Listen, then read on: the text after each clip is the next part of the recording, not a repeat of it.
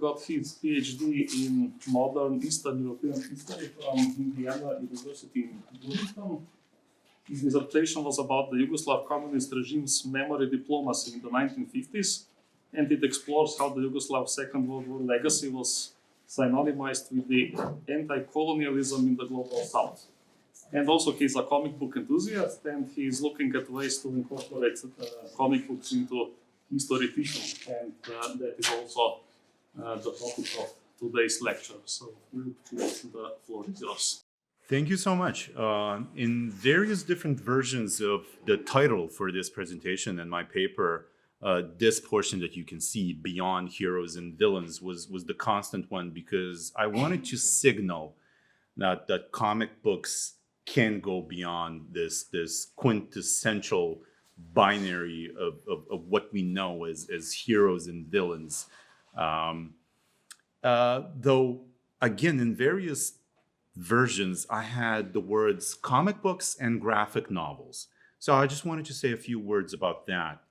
I will discuss genre, and it's an important part of this whole analysis. But when you talk to comic book authors, they all say that genre doesn't really exist, and that they're all authors of comic books.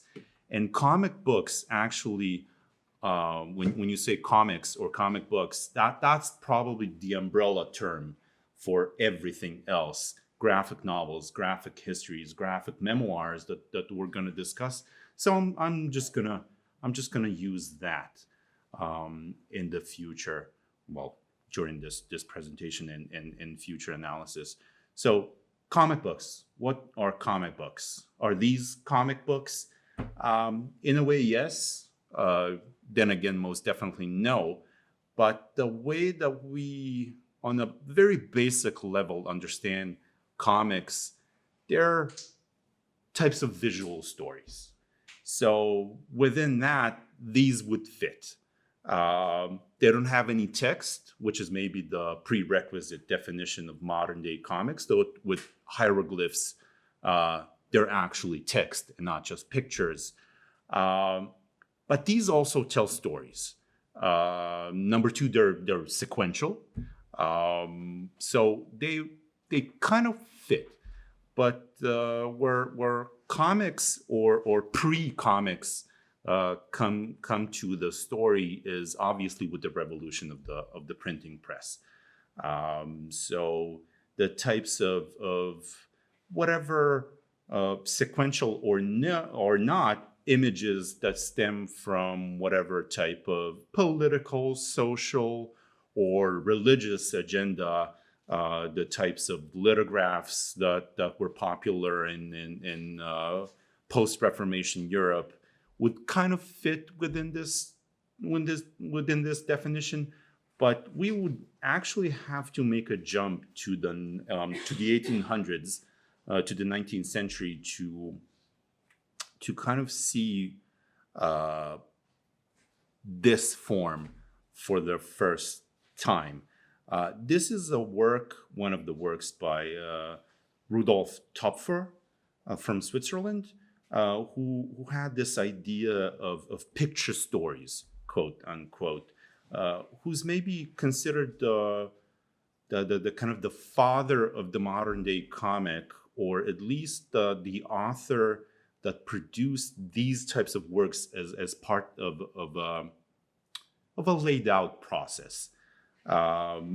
It's something that became widely popular and globally popular, and his work spanned the Atlantic and made this specific form really popular in the US. So we get authors like Richard Outcault with his famous Yellow Kid that introduced certain conventions that we now today know as comic book conventions, the recurring gags, the recurring characters and characters as commodities, the comic strip that started appearing in and then proliferated through newspapers, and it kind of became a newspaper staple in the mid 19th century.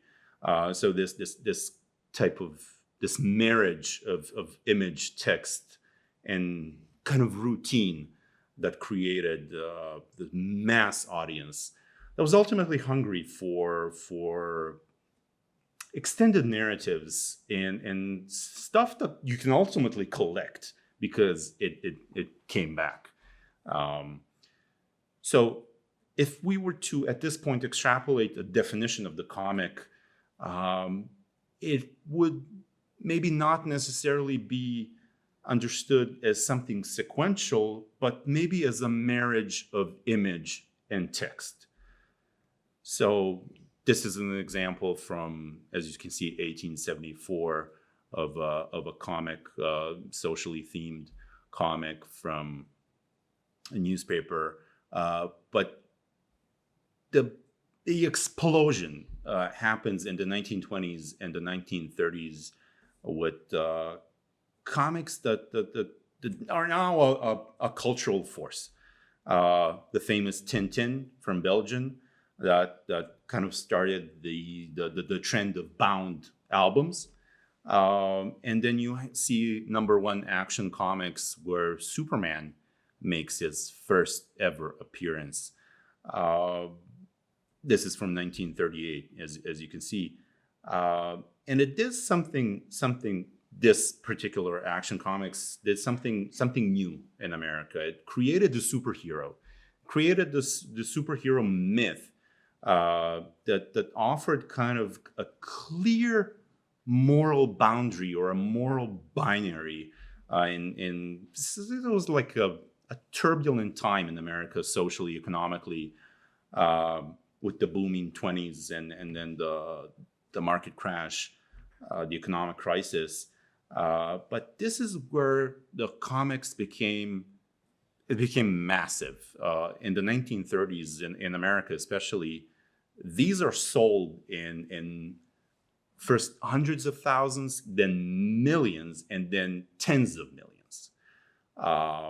They were fun, but also the format helped the proliferation because it was meant as something that was shareable, that was transportable, that was easy, that was actually meant to be shared and read until it physically collapsed and disintegrated. So, for example, this Action Comic #1 was, I think, printed in 200,000 copies. Only a few hundred survived up until that are known of survive until today. So if you have one, it could bank you about $4 million. If it's near mint or mint condition, up to $10 million. That's the assessment. One was recently found in a house used as an isolation in the wall in America. It was sold for a lot of money. Yeah. Well, so this started a trend that then continued for decades, but World War II was actually the breaking point. Not the breaking point, kind of a turning point, maybe better to say, that kind of altered the evolutionary trajectory of the comics.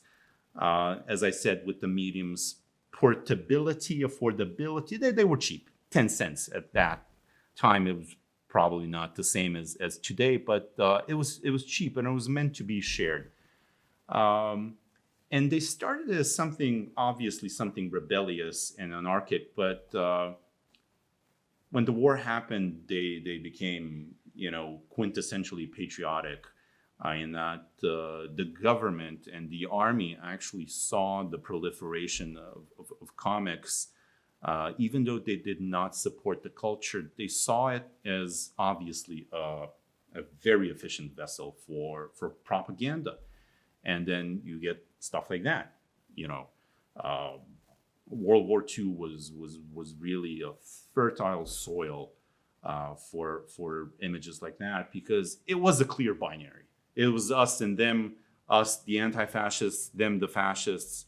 So you had heroes punching axes, villains,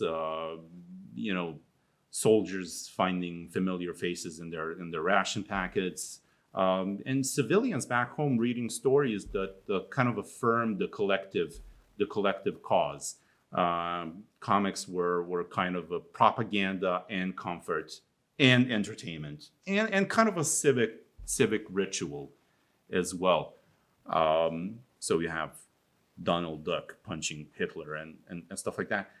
After the war, the situation changed. The very tidy us versus them of World War II shifted to the kind of muddled Cold War story of, well, the enemy can also be within.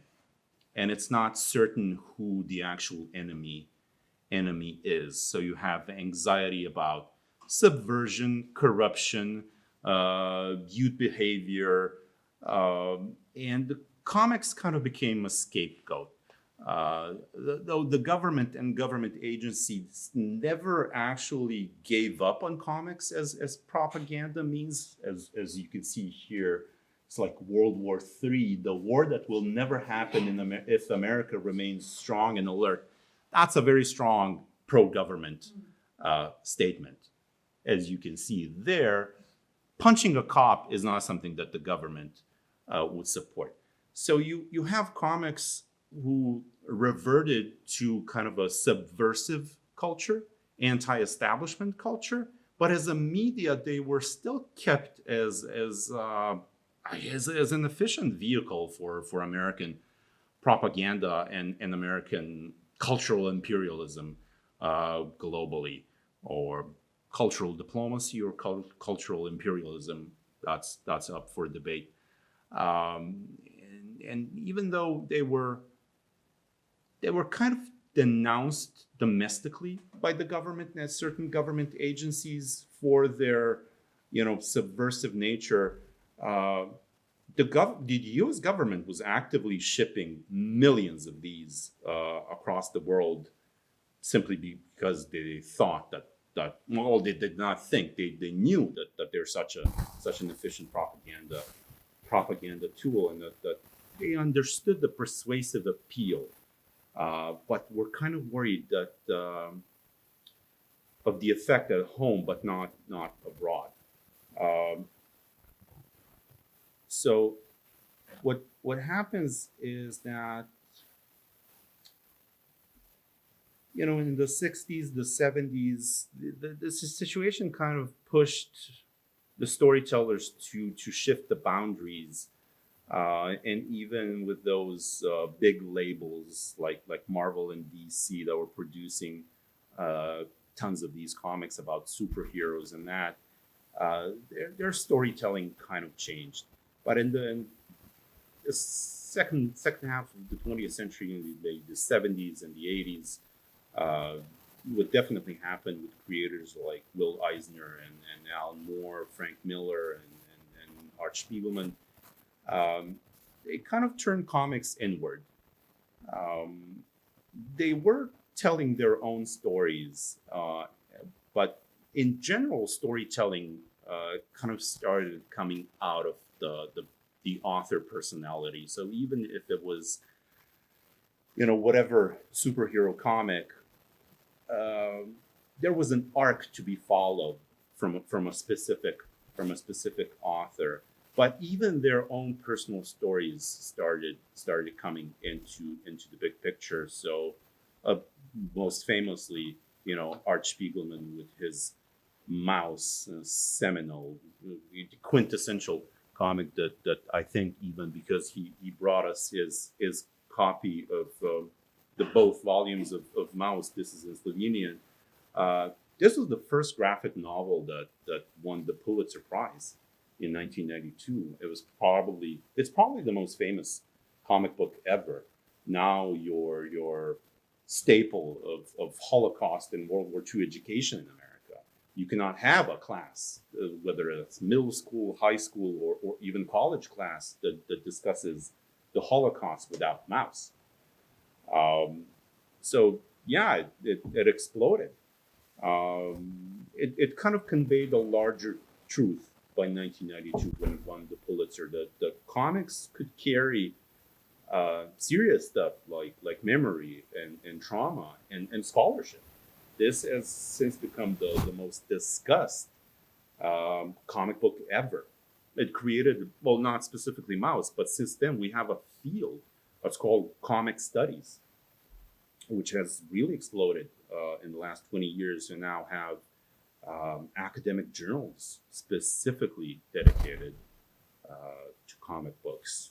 And then there's the developments with manga in Japan and all that, and developments like the famous Joe Sacco, who is considered the creator of graphic journalism, graphic reportage, if you will, who was in the field actually experiencing what he conveyed through graphic representations, who famously went to Palestine and Gorazde, spent a good portion of the war in Gorazde with the local people, and yes, with his own unique perspective, somewhat shielded from everything that was happening there, but very raw. Like I said, the father of this new genre. To the recent times when it became now you cannot publish a book in America without its graphic version, simply because, well, the market demands that, but it's also it's present so much so that it's kind of expected. So I put some really famous examples, the Mariana Satrapi, the Persepolis, who talks about her. It's kind of like a coming of age story, a memoir of her childhood in pre-revolution and post-revolution Iran. Maya Kababe, who's again a very personal memoir about growing up and what it meant to be queer in America, and all the connected stories. A very controversial book. I mean, the book itself is not controversial in any way, but very controversial in America because it's banned in half of the states, or even more. It has been taken out of school libraries and curricula. To Tessa Hulse, who last year got a Pulitzer for this. So Feeding Ghosts is actually only the second graphic novel that got a Pulitzer. Again, very beautiful and difficult story about, growing up, immigration, diaspora, personal identity, collective identity, memory, the kind of the intersection between China, America, and all that. Fantastic stories, which ultimately takes us to education. And as you can see, the question is, what about comics and education? Like I said, now I've the past 5 years I've been teaching in America, and now there's like a tradition, I'm going to call it, of teaching with comics in America, simply because, number one, the tradition of the comic book culture, but also what has been noticed is that they became kind of a gateway for reading. And I can tell you from personal experience, especially in the last few years, with the proliferation of these large language models, ChatGPT and all that. But even before that, reading became a problem with the internet, with the social media, and our world being very much visual. My students struggle, and we're talking about college students aged on average from 18 to 22.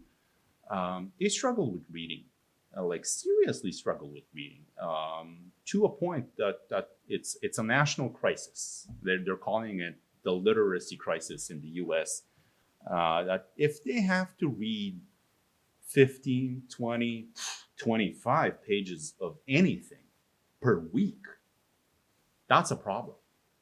That's a major, major problem. I remember I pitched a class which I wanted to teach. And I remember that I had weeks where I assigned 50 pages of something. Oh my God, it was instantly rejected because it's way too much. The load is unbearable. And you have students, and I'm absolutely not blaming the students, but to a point where it's physically difficult to progress from page one. So comic books come in as sort of a trick of maybe easier progression in that sense. If you get them to turn one page, maybe the next one will go along. And I remember a very specific experience. I was assisting my dear boss, Mark Roseman, in a class called What is History, 2021. And it's like a mid-level undergraduate course. It was supposed to kind of introduce various voices within historiography and the various forms that historiography can take. In one of the classes, Mark assigned the graphic version of Harari's *Sapiens*. It started coming out in multiple volumes, the graphic version of it, and it was called Graphic History. And my thought was like, graphic history, I've never seen that specific designation before. And then I looked at the page number and it was like 250 pages, volume 1. It's like, that's good luck with that. That's not going to happen. And yet the reaction was overwhelmingly positive from the students. And like, they actually read it. 250 pages, that's good luck having them read that throughout a whole semester. Nobody had a problem with the 250-page comic. So there's something there.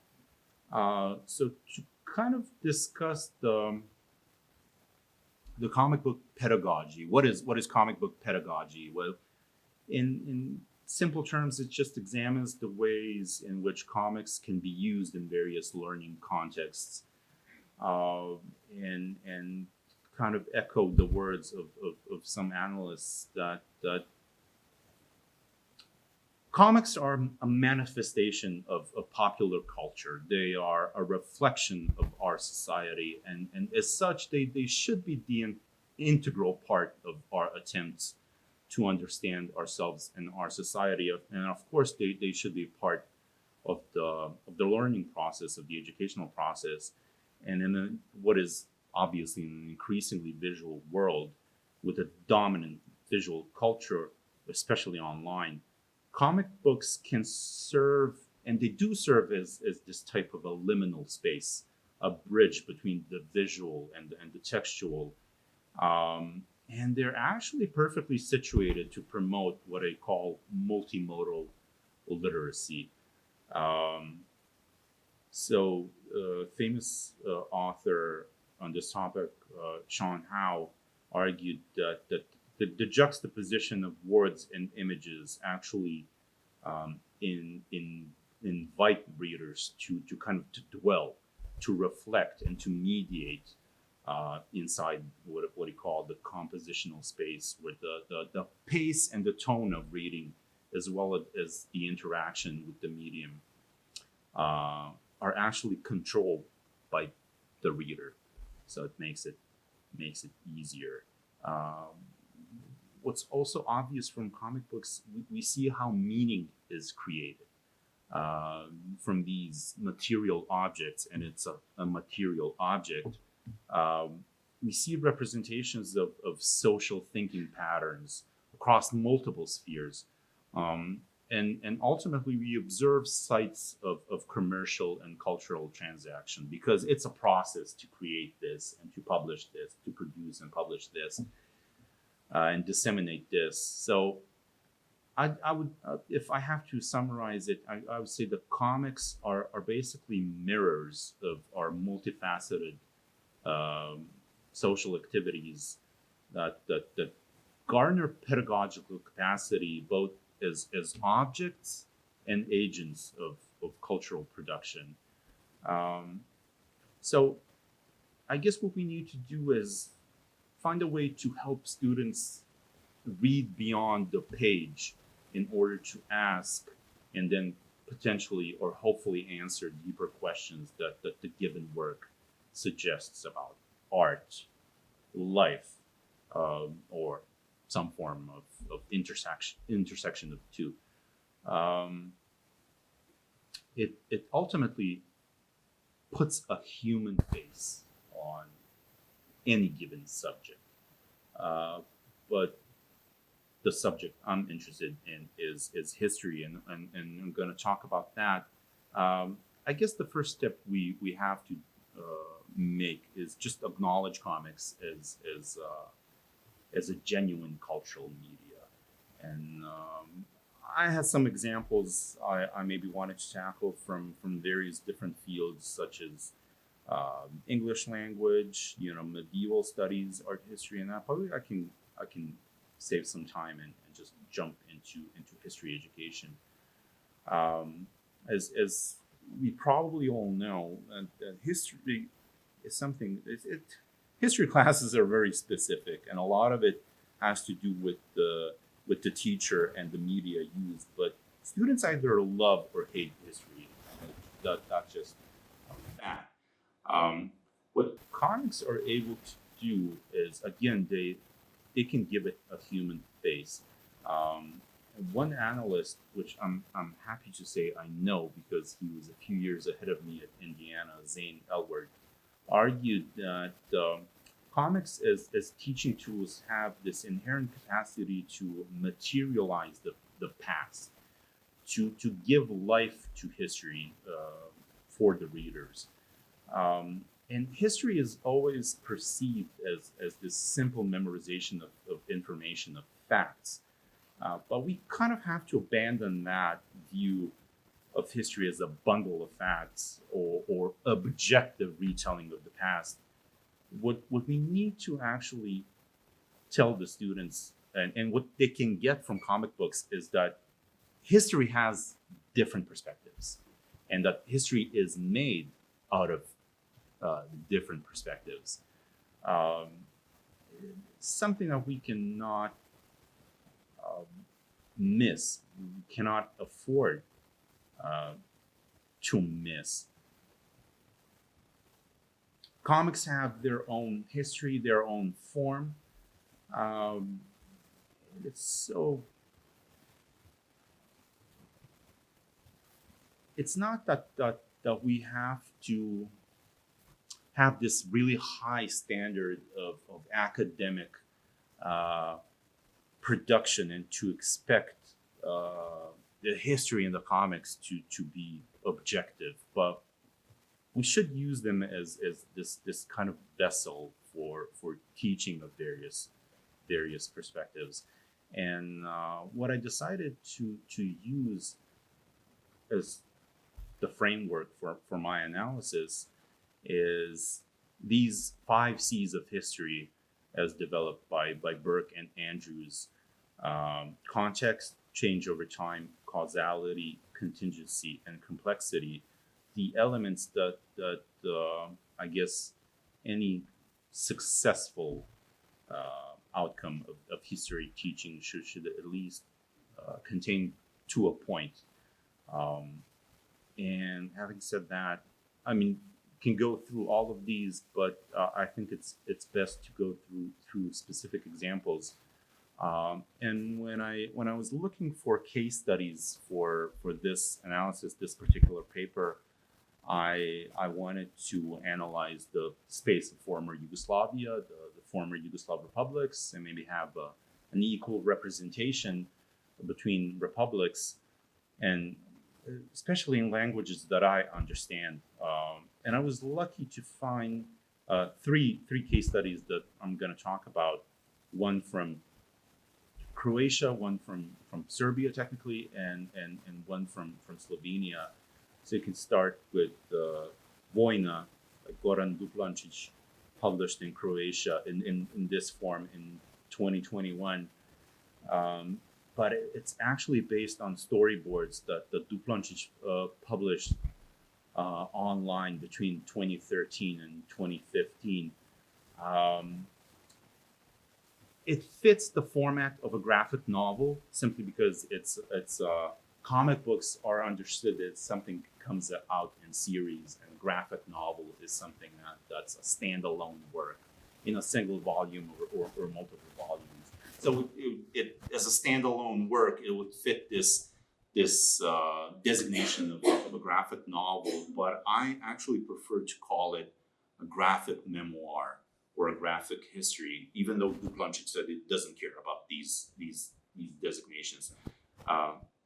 It talks about 3 days in his life, if I'm not mistaken, as a 19-year-old who was serving his mandatory army service in Ljubljana, actually, and who was actually on call, on guard in June 1990. Was it June 25th when the Declaration of Slovenia was declared? Typical 19-year-old in the army was daydreaming about his pre and post army life, thinking about his crush back home, when a radio announcement kind of shattered his life up until that point. That declared that he's technically now a member of the army that doesn't exist anymore, in a country that doesn't exist anymore, or in a foreign country, would, I guess, made him an occupying force. And it obviously starts this whole series of connected events where,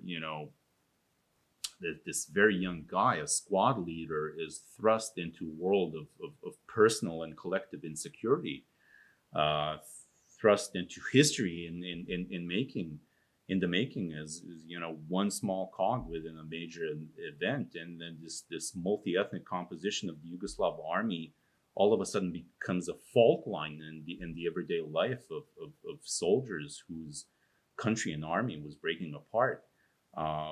And ultimately, he was, as a squad leader, he was in charge of keeping them safe. And he tells it as a story of great personal dread, but never, in my mind, never actually abandoning the context. It's been suggested that he intentionally never wanted to tell the story of Yugoslavia breaking apart, and he doesn't. If you read this comic, this graphic memoir, graphic novel, whatever, you're not going to learn how Yugoslavia came apart. But you will learn how one guy, one individual, fits within that great story, that wider context, how personal decisions affected this kind of series of events that makes up the large event, and it's always there. It's not an actual story of how the war happened, but the war is constantly there. It's a shadow. It's hovering, and it never goes away. So it's in my mind, a perfect marriage between a deeply personal story and a memoir that's not trying to tell the history of this event or broader set of events. But there's not a point in this book where you do not know that the war is happening.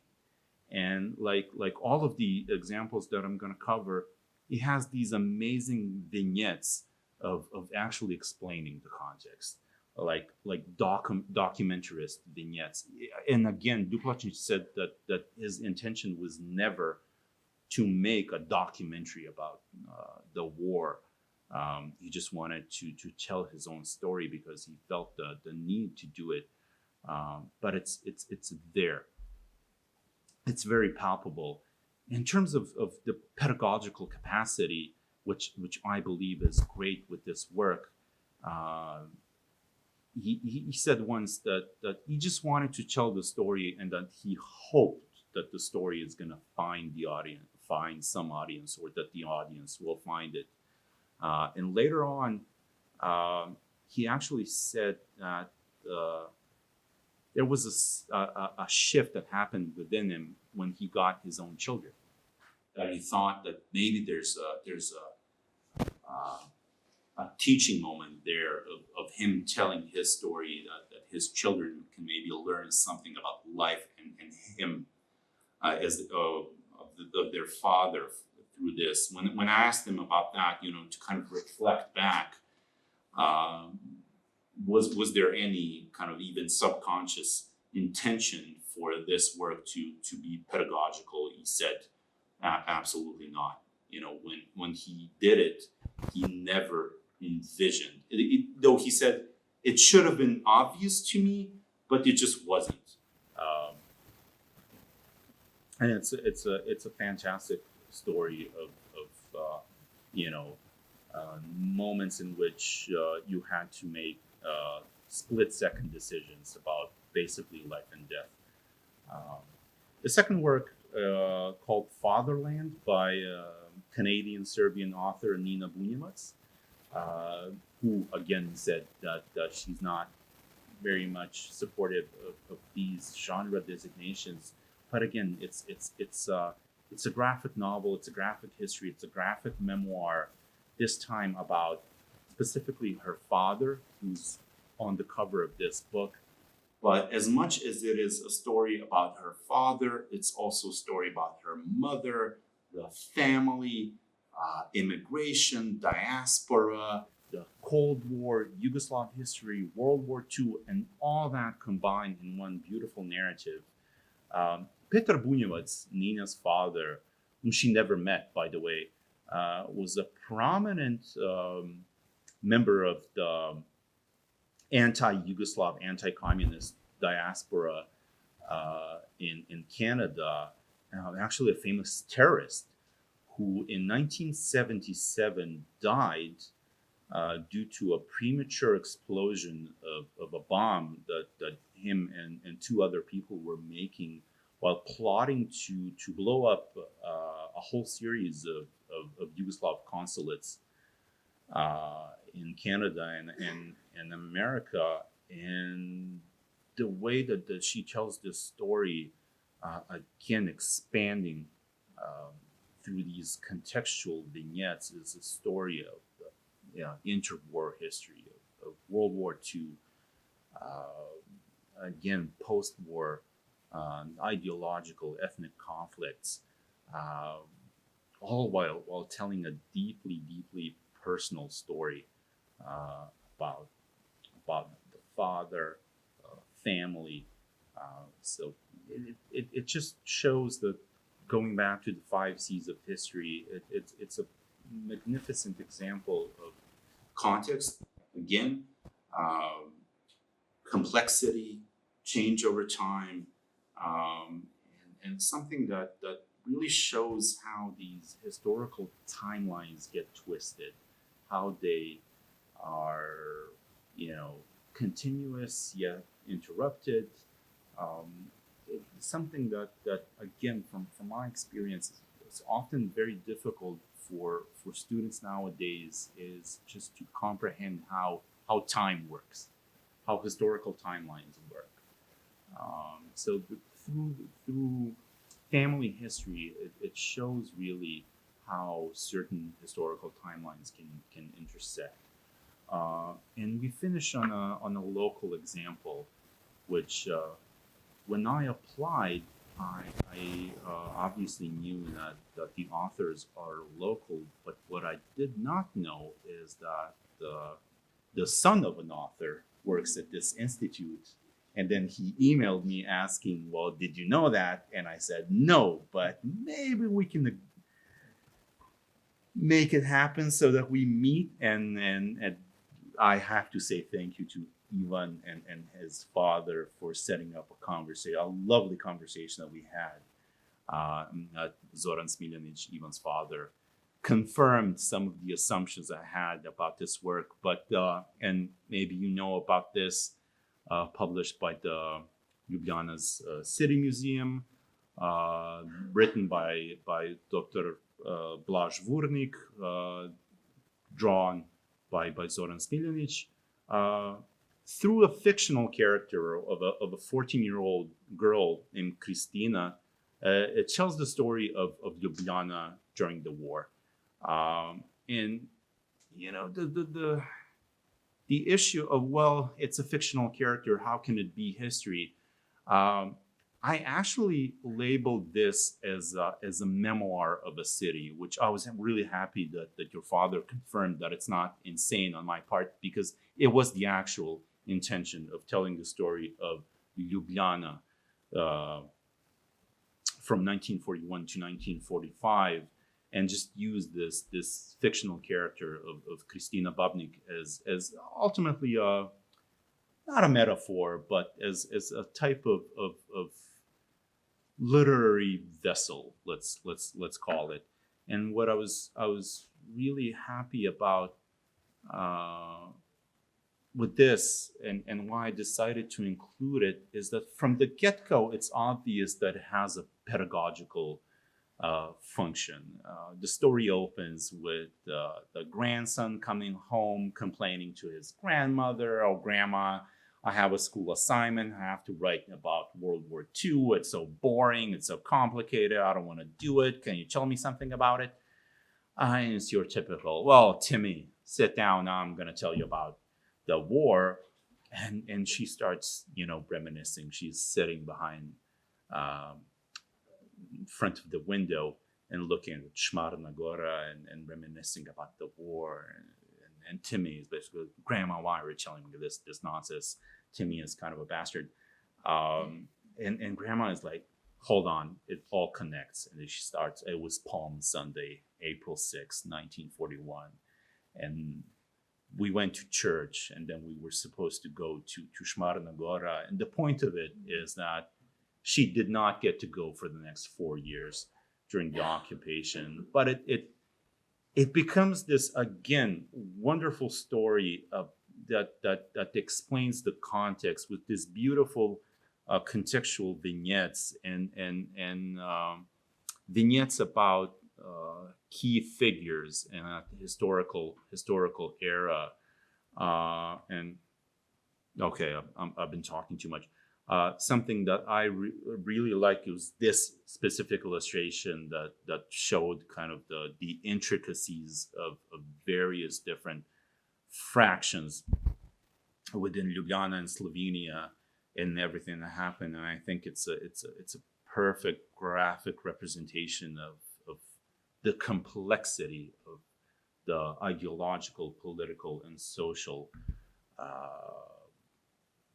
developments. And as the authors stated, that ultimately the lesson here is that war is chaos. Talking to Zoran Smiljanić, he said obviously they were criticized, from the ideological right, from the ideological left, that you're not taking sides, you're not explaining this as it should be explained. There's an obvious binary to all this, and to which he said, well, yeah, but it's also much more complex than that. And the intention was never to pick a side. And that's actually one of the reasons, apart from this being available in English so that I can read it, that's one of the reasons why I decided to select this specific case study, is that nuanced approach and had, and in my mind, a higher pedagogical capacity. That's basically it. So I can just conclude with a question. Having said all that and stating the primary reasons why I support the inclusion of comics as teaching tools, it begs the question: are we lowering the bar for students nowadays? I guess we are. But I guess I'm also fine with that. If it can produce a positive outcome, at this point, I'm willing to take it. And I really think that comics are an effective teaching tool, whether or not in terms of like materializing the past that we're talking about history, giving it a human face, or just as a gateway for reading. Now I'm gonna stop there. I could say a lot more, but let's have a conversation, if that's okay, if we have time. So I welcome any question or suggestion. Thank you. Okay, thank you very much, Filip, for a very interesting presentation. Thank you for having me. Of course, we're very happy to have you. So for the entire evolution of comics, from newspaper gags to propaganda to exploration of individuals' thoughts and history and so on. So, and also how it could be used in academia. Of course, I also have to add a disclaimer that this last part was not paid in any way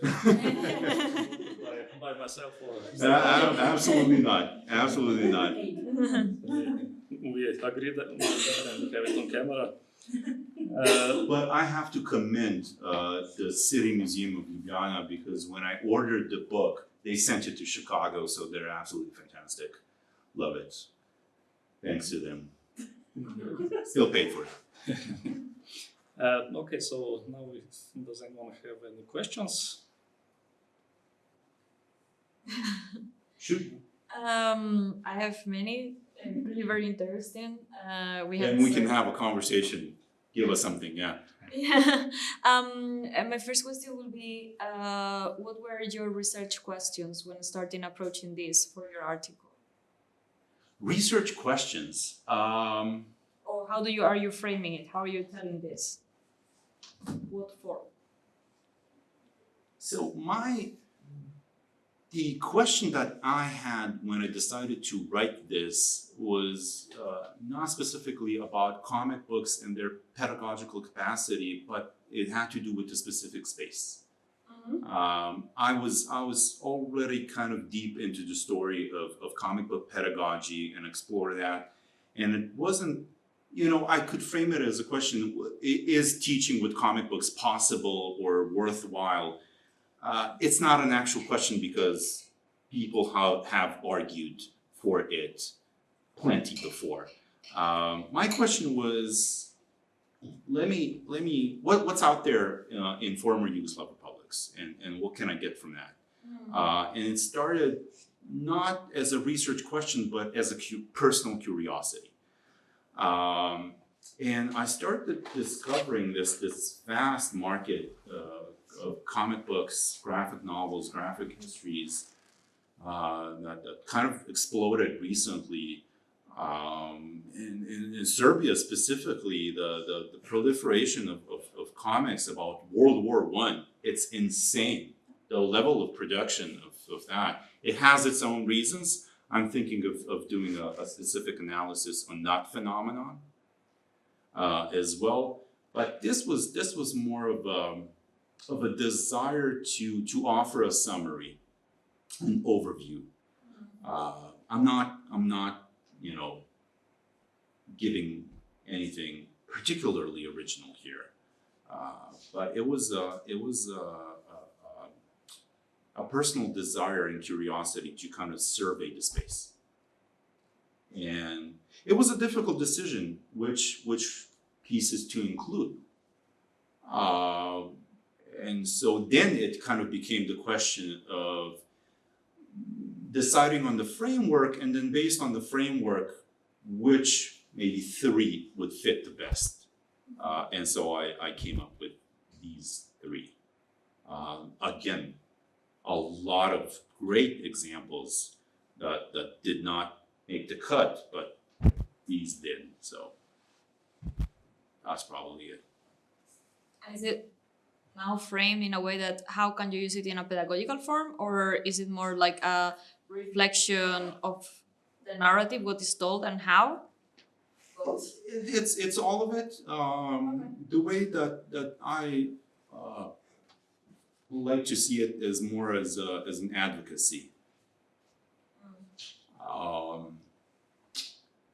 Visibility of the media. I'm not sure, you know, like I said, the field is now big and really developed. Maybe my desire was to include the type of regional representation into this broader field of and people in former Yugoslav, analysts from researchers from former Yugoslav republics have started talking about these topics, and I just wanted to make my own contribution. The way that it was mostly framed so far was through memory, not pedagogy. So I guess my contribution here is, if there's going to be a contribution, let's open the conversation on maybe pedagogy and how this can maybe be used in an educational context. You know, in a post-Yugoslav space and a post-Yugoslav kind of academia dealing with this region, a lot of it, you know, is inspired by the conflicts that happened in the 90s and the historical representations of that, and memory and everything that happened with historical revisionism, whether it has to do with the conflicts of the 90s or World War II or World War I. But I just wanted to introduce the pedagogical aspect into all that. Hopefully somebody reads it. that's I'm just joking, yeah.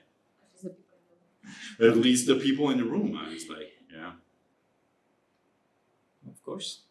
So, any other questions? Thanks, this was great. I'm thinking of maybe if you can give us some examples how this worked in your teaching in the US, something like that you might think that could be interesting to share a bit more. And I'm thinking also in this term of pedagogy, when you were looking at literature probably and hearing some other experiences, what would be, have you looked into differences of using it for, I don't know, high school and university classes, for instance? Because I can easily imagine it in high school, but then at university, I wonder how it works, what's different. It depends on the background knowledge, I guess, in context. And people have used it in middle school, high school, and university contexts. And the biggest difference, I guess, has to do with volume. Maybe you can assign more, maybe you can assign more complex things. And it's dictated, I guess, by background knowledge. If I take these 3 examples, within the region, this would probably be best used in a middle school, later middle school, or probably high school teaching. In America, I wouldn't have a problem with assigning this to university students. Okay, maybe the complexity level is not there, but it's potent. And they don't have the background knowledge and the context knowledge sufficient for this to be kind of a lower level teaching tool, let's call it that. I wouldn't have a problem with that. I unfortunately, I did not have an opportunity to use these specific examples in my teaching in America. But like I said, you know, using mouse, using Sapiens, various different stuff. There was it was intended for younger readers, but still very potent graphic memoir by, my God, what's his name? American-Japanese actor who played Star Trek. Cannot remember it. But talks about being interred in one of those camps for Japanese during World War II in America. These are fantastic stories that resonate, that are potent, and ultimately they serve as a gateway. They serve as kind of the starting point for further research or exploration. And as such, my experience as an educator has been positive, in that it opens doors. It's kind of like a doorstop, you know. It's, I guess, if you start slow, you can grab onto something. I don't know how to put it.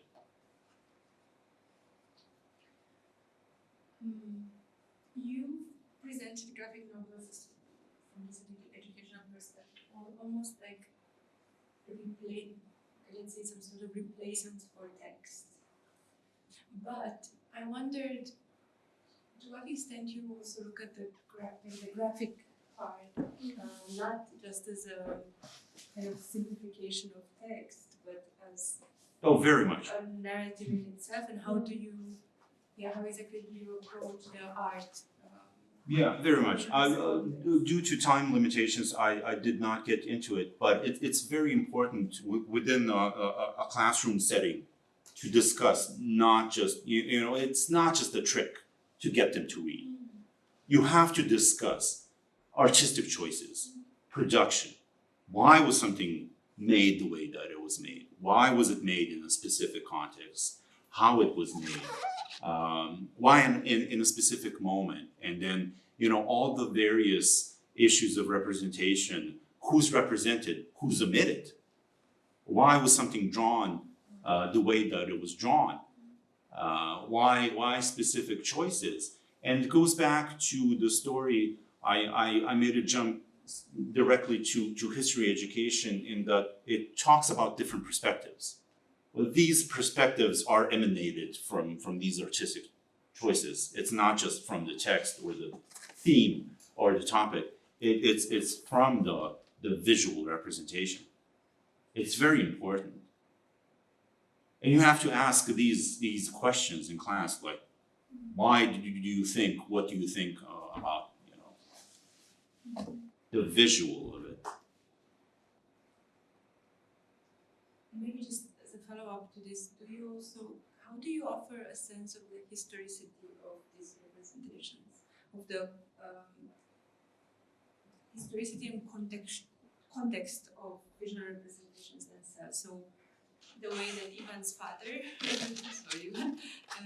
represents something comes from a local tradition of like drawing representation in graphic novels that is likely connected in some way to the international graphic novel tradition, but also has its specificities. And how do you, as a historian, also manage to translate that to the students? I mean, to me, what I'm trying to say is, to me, graphic novels seem to be more complicated historical sources than The actual historical sources? Geography or a source of, yeah. So then it becomes the question of, do you use it as an actual teaching tool for history, or just to showcase what history can be? On a very basic level, what I've noticed in my teaching is that first you have to tackle kind of like very basic definitions of stuff. The approach of how time works. You know, how different media works. That it's very abstract. You know, that when you're talking about, I had a class in which we were talking about the fall of the Berlin Wall. It's as if you're talking about, you know, the Peloponnesian War. It's ancient history. You know, so for example, I was teaching a Holocaust class, and it was a class with Nazi Germany and the Holocaust. And you're talking about these political, social processes, ideology, you know, racial laws, very complex story. And then a student raises his hand and asks, well, what do you mean people read newspapers in the 1920s? Like actual newspapers? And then you realize you have to go back to the very basic of it. So I would, it cannot be a purpose in and of itself. Like assign a graphic novel or graphic history and thinking that's, you're gonna teach history. No. You have to start with the question, well, what history is, how history works. More important than that, how human perspective works, how the perspective of history works, how certain choices work. And then you have to tell the story of how artistic choices work. What I said about production and this and that. And then you can introduce the wider story of actually teaching history beside it. It's not a perfect solution. It's far from a perfect solution. But I would always argue that it's an effective gateway. It's that or TikTok.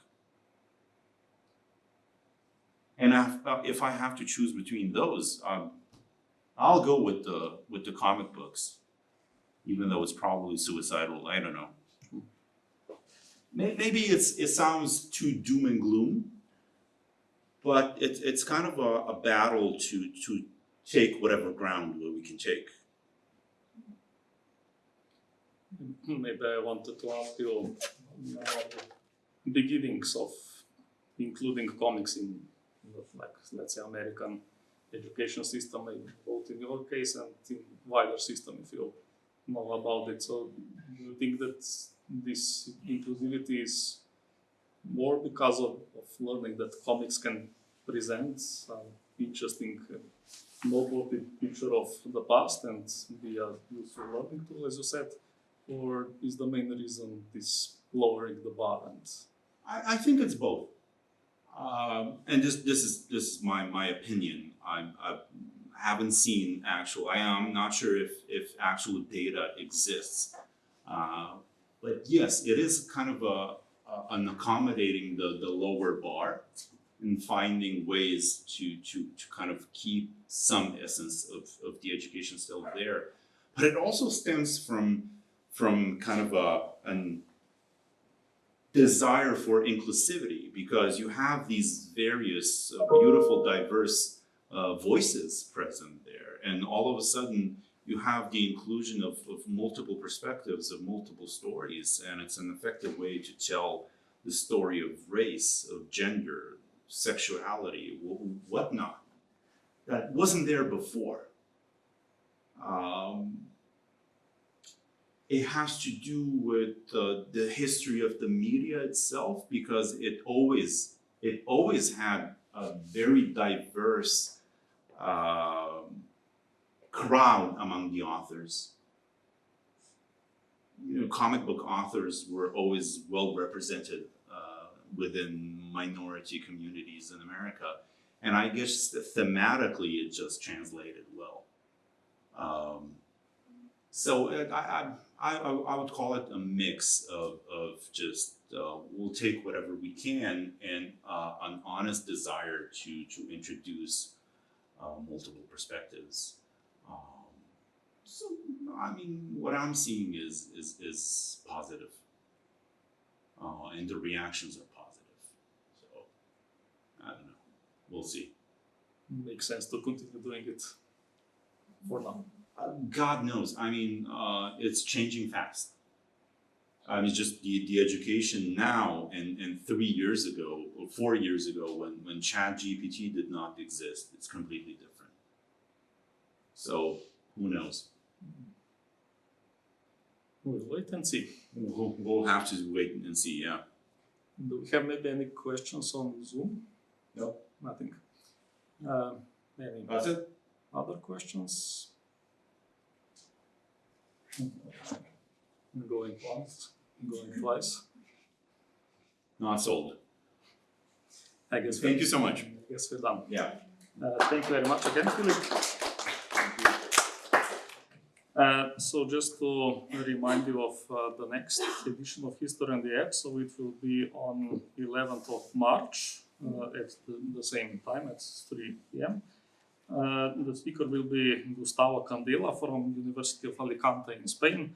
And the topic we will be discussing is data publishing and use in the humanities, labs approach. So you are kindly invited to the next iteration. Thank you for joining us today, and until next time, goodbye.